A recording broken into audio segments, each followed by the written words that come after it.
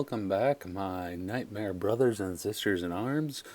It's your boy Broja, going to go after Malak again on the dark side with an underpowered squad.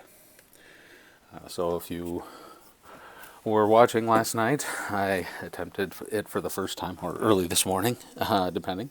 I attempted it for the first time with a severely underpowered squad, and I was pretty sure I was going to get waxed, and I did. And but it was still kind of fun. Do something new and different. I learned quite a lot, but as I explained last night on the stream, even though I shut it down, I knew I was going to be impatient and want to go after it again. So I stayed up for a couple hours doing it a few more times and got better and better. So then today, after I sent everyone their raid tickets for the week, I went back in and tweaked the squad a little bit, not terribly much. You can see they're still severely under geared. Just like last night, the gear levels are all the same. Still just 112, 211s, a 10, and a 9. For these three, Candrass, HK, and Karth, they're basically at the minimum to hit the 17.5 requirement. Revan and Bastila are really the only ones that are beyond that, and they are probably the two most important to have geared, and I don't. So I did add one piece of gear to Revan, so I'm one piece closer to being at 10, but I'm shocking.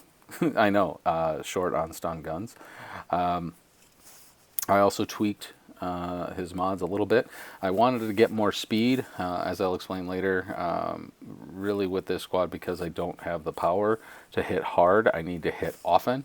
And so I wanted to get some speed on him, not necessarily through speed sets, but speed secondaries, because my speed sets are all 6 dot, and he's not anywhere close to 12, so I couldn't really put speed sets on him. So I was trying to get as much speed as I could on him through secondaries. Unfortunately, I'm sitting only at about 203, I think, speed-wise. Yeah, 203. So it's still not great, but it's better than it was. Bastila, I was able to add, I think, 2 pieces of gear to get her closer to where I want her. Mods are awful. This really should be at a 15, but because I can't get the actual speed that I want on her, although I have some mod energy. Let's see if we can get RNGs to give me the right piece. Nope. I hate upgrading pieces that I'm not going to use, but just because the last 2 times I've attempted this without recording, I've gotten so close. We're going to go ahead and upgrade it just because I can, and see if it makes a difference. It probably won't, because she's not the problem as to why I'm not finishing it off. Karth I haven't touched at all, because why bother? He dies fairly quickly. Candrass I haven't touched at all, because I spent so much just trying to get him to the gear 12 mark, which you have to get to hit the 17.5. And HK, I think I added 1 gear piece. 2 gear pieces, actually, which basically just added some more physical damage. So, again, severely underpowered squad. But the last 2 times I attempted this without recording, I was able to get. I actually, on both runs, I thought I had done it. I thought I had beat Malak on the dark side. I had Revan with an extra 54 stacks of ferocity and 63 stacks of ferocity, and both times I had Malak down to just basically 1 hit and it was over, but he was able to take Revan out before I could land that hit. All the Jedis were gone, the droids are gone, all of that. So I'm getting very, very close, and hopefully we can get the RNG that we need to do it with this underpowered squad. So again, kind of how my strategy really hasn't changed much from last night. We really just want to be using basics to take out the droids and take them out as many as possible, as quickly as possible, to start building up extra stacks of ferocity on Revan. Also, it slows down Malak's Dark Rage, because we don't want his Dark Rage getting to 30. Once it does, he becomes enraged, and it's game over. So every time we take a droid out, his Dark Rage goes down by 3, and then it goes up by 1 every time he attacks. So we need to be taking these down as quickly as we can to offset his attacks, and also they make Revan stronger, which we need. So because my group is so underpowered, it usually levels off around the 27 Dark Rage mark, and then I'm able to start gaining some ground and bring Malak's stacks down. So we'll see what happens. The one real change from last night is, yeah, I'm still using everybody's basics until the end game, except for Bastila's. Her Wild Lightning, I had forgotten that it doesn't become an AoE effect unless the tune that I'm targeting has shock, which they won't because I'm using basics across the board. So it's essentially just a higher powered basic at that point with her. So we can go ahead and use her Wild Lightning, which hits just a little bit harder than her basic. So, but otherwise, it's just a a battle of patience and fortune, really, when we're using such an underpowered squad. Patience from the standpoint of don't act too fast, so that you don't make a mistake. You don't want to click on the wrong attack. You don't want to attack the wrong tune. So make sure that you're taking your time, making sure you're using the right attacks, that you're attacking the right tune, because one mistake when you're this underpowered can really make a difference. So why don't we want AoE attacks? Well, if you notice, I'm not attacking Malak at all, and I won't be attacking Malak until the end. If you attack Malak, Malak instantly taunts, and when you then attack Malak, whoever you attacked him with gains fear, which essentially stuns them for a turn. And with being as undergeared as I am, underpowered, I can't afford to miss any attacks due to fear or stun. So we need to make sure that we're avoiding hitting Malak at all costs. Now, every once in a while he gets the taunt anyway, and then we just have to hope that the turn meter gods are looking kindly upon us, and that it's like Karth and HK that end up attacking Malak, as opposed to Revan, because we really need all of Revan's attacks. So you'll notice that with the droids, when you first take a droid out, when it resurrects, it does not come back with protection.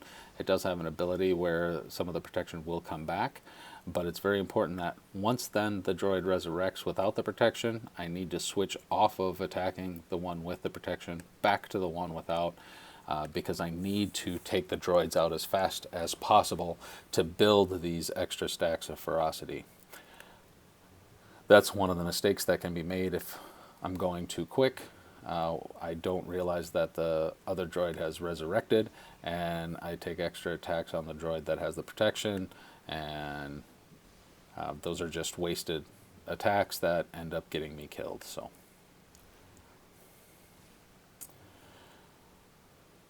this run is going fairly well to start. So we'll see if... Oh, see, and I just did it. That's what happens. The droid had come back and resurrected, and I hadn't paid attention. So just as I was saying this run is going fairly well, I made a mistake. Let's hope it doesn't cost me.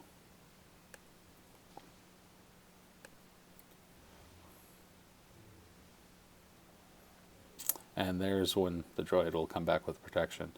What I haven't figured out yet is when this droid's protection is so low compared to this droid having more protection but less health, which way is faster. I think it's still better to go after this one. I'm not 100% positive on that. I might, if I get super close and don't finish it again this time, then I may try it again and switch it up. So.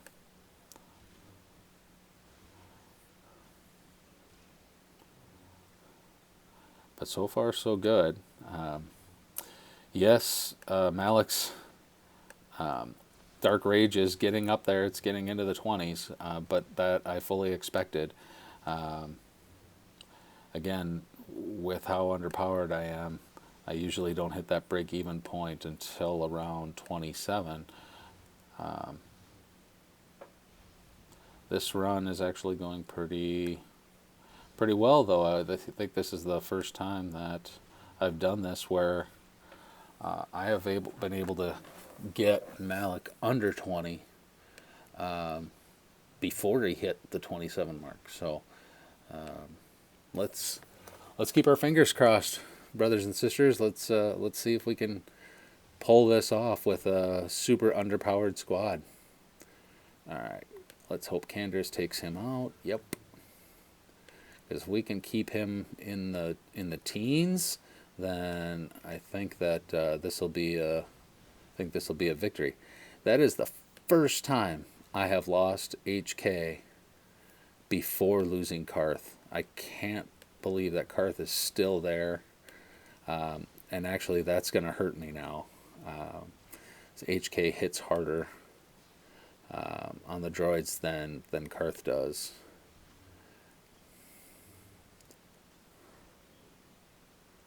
That's really disappointing. Let's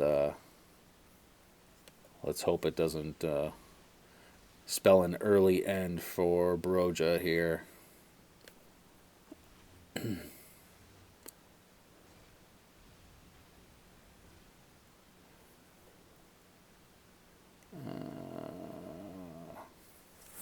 So this is where one of those points where you have a decision to make. You don't really want to waste Revan's heavy hit on a droid that's going to die from anybody else's attack. I think Karth can take him, but we need to, and he's the only one that's going to go before Malak. You know what? Let's live dangerously. Let's see what happens here. Oh, Karth didn't. But he should still be able to take the droid out, so it's still a net positive for me. And again, we're watching his stacks here. This should take the droid out because he should go twice. Oh, bad RNG. There we go. All right, we are really, Revan's really starting to get powerful. We're okay losing Karth. He doesn't bring much to the table anyway. I was expecting to lose him much earlier.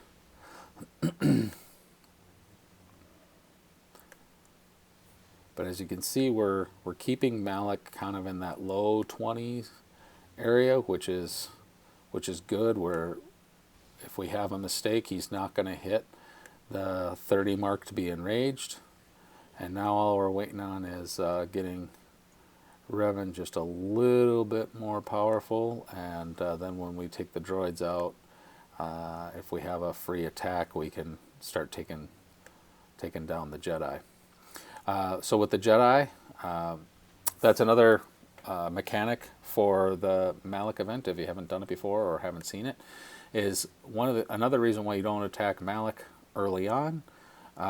Is anytime Malak drops below 50% health, he will absorb one of these Jedi, and he'll absorb whichever is the weakest, and he will absorb whatever their power is. So there's crit immunity, tenacity, crit damage, and such. So we want to not let him absorb those if we can. So now that I don't have droids to attack, and I'm still going to stay away from attacking Malak, we can start bringing these Jedi down.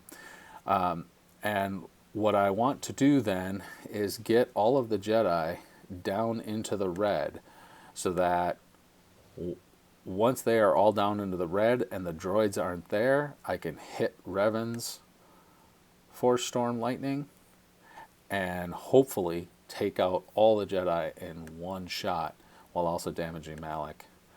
And that will allow me to just go to town and pound away on Malak. That was unfortunate that Malak got his taunt right there.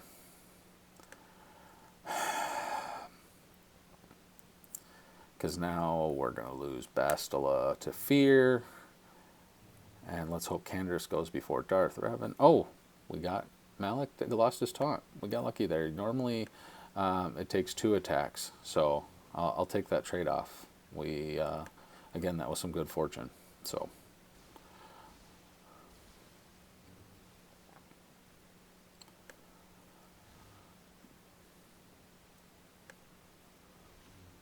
again, we're keeping Malak's down in that low 20 area. Every once in a while, getting him down into the high teens on his Dark Rage stacks.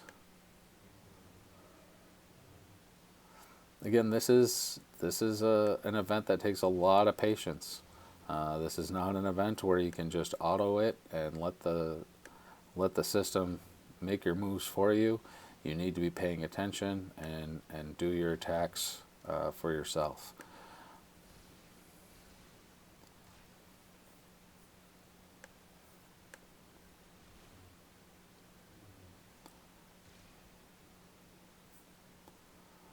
We are going to have Bastila do that. Because then and then he taunted. So bad. Because I was expecting to do that, take the droid out. In the end, it looks like it might not end up being that big of a deal. We're going to go ahead and let Canderous work on that Jedi a little bit, because Revan and Bastila can take the droid out.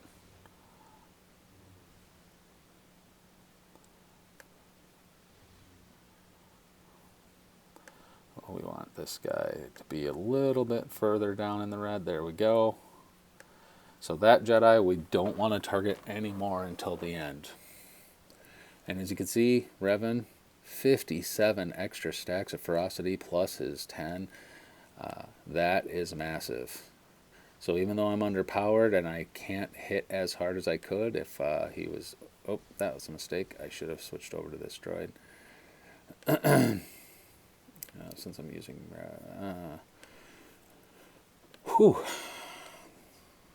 There's been a few mistakes in this run. So if I end up coming up short, I really have no one to blame but myself on this one. It's not an RNG issue this time. It was me. So let's hope that it doesn't cost me. Let's see if we can bring this one home.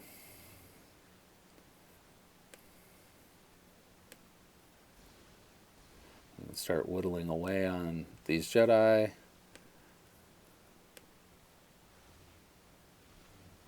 And see, now we're getting somewhere with Malak, able to keep him into the teens. This is the highest stacks of ferocity I've had, 66.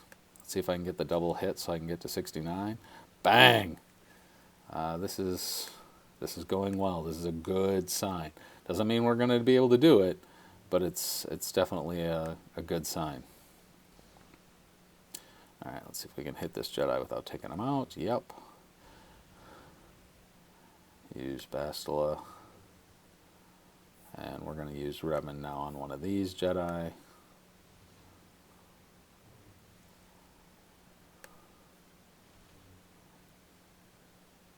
One more. There we go. Now we can use Canderous and Bastila to whittle these Jedi down just a touch more, so that when I am ready to use Force Storm, Revan's Lightning, that I can indeed take out all 4 of them in one shot. All right, my brothers and sisters, we actually have a pretty decent shot at it. We're gonna hit this. Let's see, this Jedi Bastila, so that we can. Oh no, that's all right. We should still be able to clear the rest of the Jedi. Bang with Force Storm. Malak is down to half. Canderous is gone. That's okay. Come on, baby. Let me get him. I've got 81 extra stacks of ferocity. Bang! Down goes Malak with an underpowered dark side team. I thought it could be done. I'm pretty stoked about it right now, to be quite honest. When going for these harder characters that you need to build squads for, I try to do them with as little gear as possible because I want to save that gear so that when I get the character that I'm fighting these battles to get, that I have that much more gear to put on them to make them as strong as possible once I have them. So getting Dark Side done with so little gear is a big win in my book. So, wow, I wasn't really sure I was going to be able to pull that off. So, even with a few mistakes. So that probably means that even with if I wasn't making a couple of mistakes here and there, I probably could have even done it with a little bit weaker. But check that shit out. 75, here we go. So I'm hopeful that sometime in the next week or so, I will be able to attempt the much harder light side Malak event, again with an under-geared, underpowered light side squad. As you'll see, it's not even unlocked. I only have 3 of the required characters up to power, and I can show you what that looks like right now, just so that we have something to compare it to when I actually do make that attempt. So here is that squad. Jedi Knight Revan is going to be the most powerful at 26,000. I've got him just shy of getting to relic status. Bastila, again, only gear 10, 1 gear piece away from 11. I'll probably end up having to do that to get at least to clear the event. I might even have to get her to 12. Light side is much more difficult than dark side is. Jolie, I'm hoping to not have to put anything else on him and just go in there with a basic kind of gear 12 setup. This is where we're going to have to make some strides. Is going to be Zalbar and Mission. So they're several thousand away. Much like Kandris and Karth for the dark side, you need to get their gear levels up to even hit the minimum power requirement. So anyway, I think I'm gonna go have a beer and celebrate in my hot tub that I was able to clear the dark side Malak with an undergeared squad. Hope you enjoyed the video. If you have any questions, comments, concerns, by all means, let me know. And just until next time, remember, expendable might be in our name, but none of you are expendable to me. Have a good night, everybody.